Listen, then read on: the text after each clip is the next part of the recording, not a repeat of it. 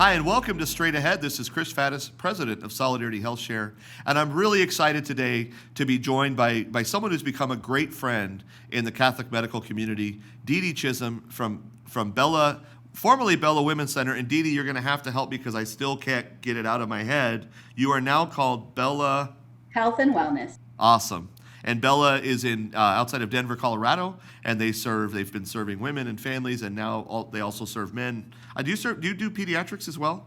We do. Okay, awesome. So Bella Health and Wellness out of Denver. So Dede, as a kickoff point, first of all, when we met, I don't know, probably 3 or 4 years ago, kind of at the beginning of our Solidarity mission, and you've been already steamrolling with everything you're doing at Bella. We found a lot of connections that you and I have a lot of mutual friends around the country. But tell us about the mission of Bella and maybe just quickly how it began. Sure. So my daughter and I, both nurse practitioners, were on a medical mission in Peru. Our families coordinate missions to Peru, and we were in the high Andes. And we had been discerning if God was calling us to open a practice to serve women in Denver.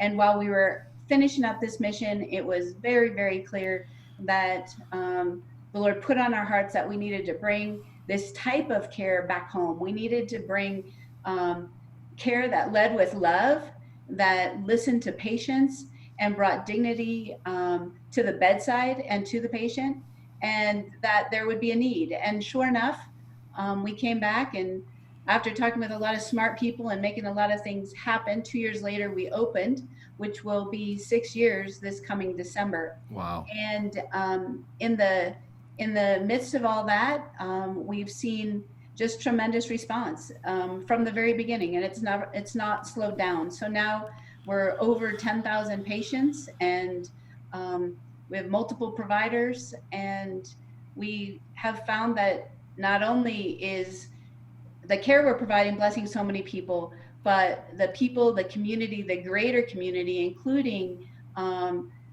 having friends such as Solidarity and other friends across the country that are mission minded, has just blessed us more than we could have ever asked or imagined.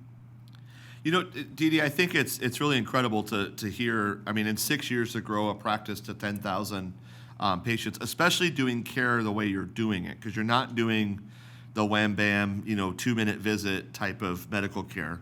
With not that there aren't ever the short visits, but you know what I'm talking about. Do you feel like did you know when you and your daughter set out on this mission and you felt this call from God? Did you know you'd be serving this many patients and families at this time? Did you ever think it would be this big? We did not. To be honest, we felt like that we would have this little practice that, we'd have a doctor, a nurse practitioner, a couple nurses, that we'd offer fertility awareness. And we really thought that it would be small. Honestly, I feel like if we would have known at the very beginning, I'm not positive I would have been courageous enough to pull it off. Yeah, it's funny. You go out, you set out to do a mission, and then all of a sudden you're like a big enterprise, and you're going, wait a minute, I just wanted to do. I still say this all the time. I just wanted a little corner cafe with my family hanging out across the street at our house, and here you are. So 10,000 patients, which means really 10,000 families, right? I mean, you've got moms, you've got dads, you've got kids, but you're really impacting a lot of people. I know one of the things that I always love hearing when you and I get to connect is some of the stories of those who you're helping who maybe don't have insurance, maybe don't have money, maybe they have a crisis pregnancy. I mean, you're still out there being the hands and feet of Christ. This isn't just pay to play patients. A lot of these people are people you're serving that really need your kind of care. Sure, and we've actually seen it even more than ever in the midst of the COVID pandemic, because many people had insurance, they had jobs, and then they found themselves without jobs, without insurance, and so we haven't stopped caring for people, and we don't stop. We don't deny care because of lack of ability to pay. But the thing that we recognize is that poverty is across the board, right? Poverty isn't isn't just financial. Certainly we meet every person where they're at, and that means if they are lacking in financial means, we are going to still provide the same great care. But what we really realize is that each one of us are broken, and for a variety of reasons. Just our poor, pitiful humanity, Hmm. we're broken, and that leaves a poverty, oftentimes of spirit, a spiritual type of poverty, an emotional poverty, depending on what we've come from in terms of physical, emotional, verbal type of abuse situations. There can obviously be a physical poverty. I mean, in general, people can be very healthy, but yet there can be things with us physically that leave us with, needing, whether that's diabetes or hypertension or complications of pregnancy or um, perhaps chromosomal abnormalities or whatever. There's a variety of things that leave us in a physical poverty, and there could be just lack of knowledge and intellectual poverty, and so we're really meant to and called to meet each person where they're at in that brokenness. Tell me, something that I talked to, at the beginning of this month's series, we talked to Dr. Mike Parker from the Catholic Medical Association, and we talked a lot about the role of the Catholic physician, right, and the role of faith in medical practice. So you've sort of spoken to that, but what is different about you as a Catholic provider, as a Catholic nurse practitioner, that allows you to be in this position to see that and say, hey, yeah, we're dealing with diabetes here, but there's something greater going on, and I need to engage this person and help them and guide them. What is it about being a Catholic physician that calls you to that and opens you to that sort of encounter with somebody? Sure, that's a great question, because um, because the Catholic provider leads with love, Mm. right? I mean, if we are indeed the hands and feet of Christ, the words, the mind, the heart of Christ, then we lead with love. And what that means is that we do take the time to listen, because someone's maybe their diagnosis is diabetes, for instance, since we're using that as an Hmm. example. But but what may actually they may struggle with is it could be, oh, so sorry. No worries. Sorry, let me get that. Um, anyway, but the Catholic provider is going to lead with love. That diabetes could be complicated by something as simple as not having enough money to buy the right kind of Mm. groceries. You know, um, Sugar-filled processed foods um, can be a lot cheaper, and people can have more access to those, right? And so it takes time to actually listen and find out what are the circumstances at home. What's the situation, whether it's with spouse or with children, job or lack of job, and the circumstances in that. And that simply it can't be figured out, in a 7 to 9 minute time at the bedside. It does take a few minutes to find out how are you, how is your family, what's the best thing right now, what's the thing that's making things so hard for you today. And but it's in hearing those things that we can actually find out what is impacting whatever is their condition, their illness, or even if it might be that they're struggling with anxiety or depression. Rather than just jumping into the medical situation, it's more important to actually it's more important to actually um, find out what is it that is leading, what's the thing that's actually feeding into their circumstances.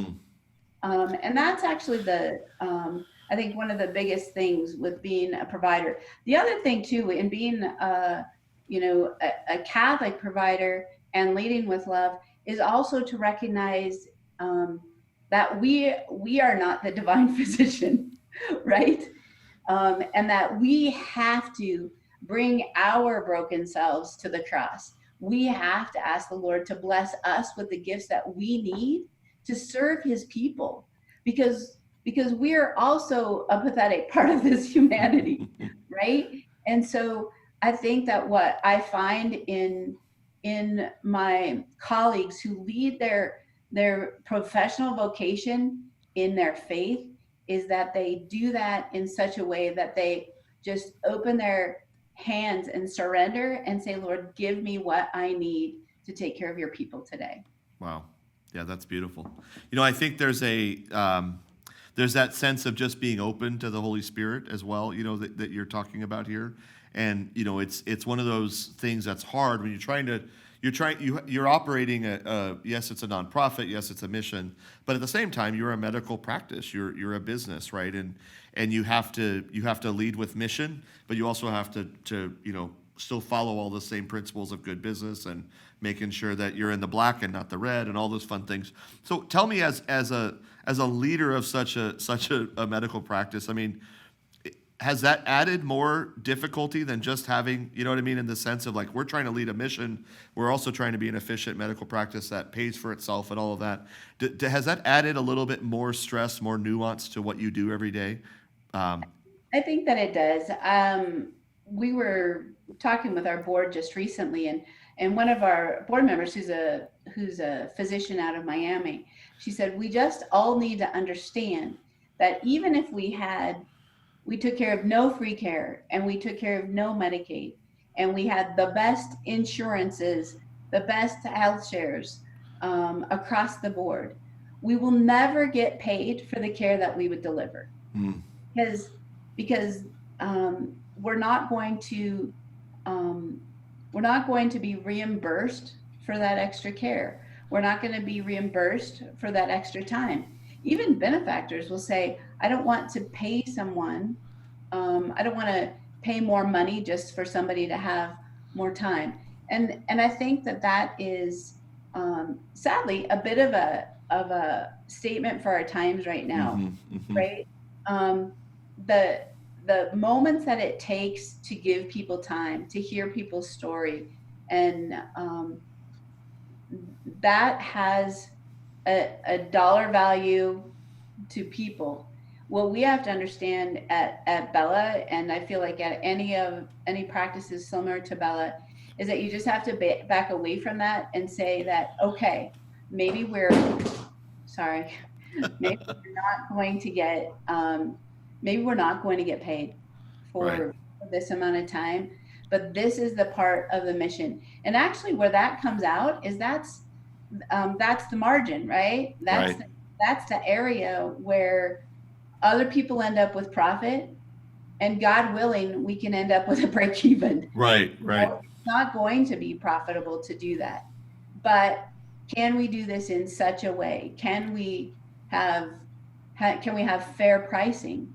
Can we give enough time, but maybe not too much time? Right. And that's a constant juggle to make sure that we do this well. Because do you know what? If we're caring for someone and we think we're going in for a quick routine OB visit, okay? So somebody's pregnant, they're coming in mid-pregnancy for just their regular visit. Okay, that baby, we find that baby has died. Now that 20-minute visit may be an hour. Right. And it's crazy because I don't think people realize this, but when you take care of as many obstetrical patients as we take care of, we have somebody's baby dying every day. Yeah. There's not a day Yeah. that we won't. It's an unbelievable opportunity in those moments of miscarriage or stillbirth to impact somebody in probably what will go down as the worst time of their life that nobody ever understood, because nobody gets it. You know what I mean? A majority of society doesn't get the pain of miscarriage unless they've been through it. And so if your grandmother dies, everyone surrounds you. If your father dies, everyone surrounds you. But when you have a miscarriage, it's, oh, don't worry, you can try again. And so the fact that you guys are so willing, and I've heard this from members of Solidarity who are patients of yours, the kind of care they receive from you is tremendous in those times. So just to stop you, to applaud you for that, because it's such a gift. And no, you unfortunately, you can't put a price on it, on what you do there. No, and yet we want people in their worst times to feel safe always. Mm-hmm. We exist, Bella exists to make people whole. So when people are they come in that morning feeling whole, then in our office, all of a sudden they are horribly broken. How can we help them navigate that most painful, that worst day of their life and still be whole, still feel loved, still feel safe, and help them to get on the other side of that? And that's just one example. I mean, we've taken care of people where in the midst of their appointment, a provider steps out, she comes back in, and the woman has just received a text that her husband is divorcing her. Oh, Um, it could be the same thing that they just find out that they lose their job, or that they've just been diagnosed with breast cancer. Any one of these things are surprises in our day, and those are things that we need to adjust to, and we need to just respond, and again lead with love in each one of those circumstances. Now, it's wonderful when everything goes great. That's just not real life. right, right. Dede, unfortunately we don't have a ton more time, but I definitely think you and I could do this again.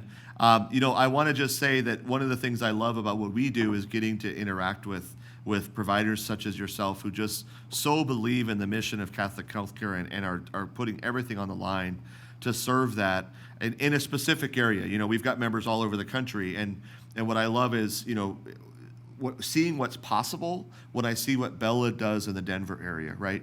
But then I know we have members in other parts of the country who can't access your kind of care. So just briefly, if there's anyone out there who's thinking about going into medicine, or maybe it's a provider who's thinking, how could I be really strive for Catholic physician? Could you just speak really quickly, because my team is going to tell me this went too long, but what could you say to others to inspire them to say, please get out and build something like this? Because we need Bellas and the organizations like Bella around the country to serve not just our members, but everyone. Well, I think, as you know, Chris, that when we answer God's call to serve his people, to love his people, we are blessed beyond our own imagination. And I think that all of us I think most people want to go into their career, their professional vocation, in a way that is what God wants them to do, what they've been wired for, what they want to do. If someone has discerned, and they have discerned out of any kind of religious life, but they're trying to figure out what they want, I would beg you, please pray and see if God is asking you to serve his holy church as a physician, as a midwife, as a nurse practitioner, in any way. What is he calling you to do? He will bless you. He will equip you. He will qualify you in every way.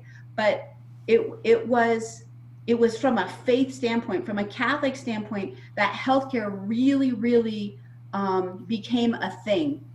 And we need to grab that back. We need to grab back the love and the care, and to actually make our people healthy again. This shouldn't be politicized. This should be about care. This should be about love. This should be about the very most intimate things about our body. And if you feel like God may be calling you to that, please just open up and say, Lord, show me what to do. And I promise you, he will.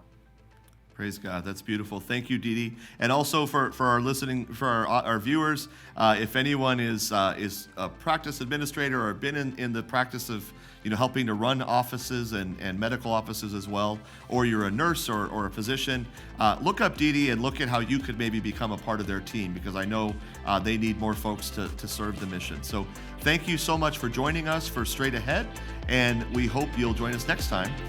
Dede, thank you again.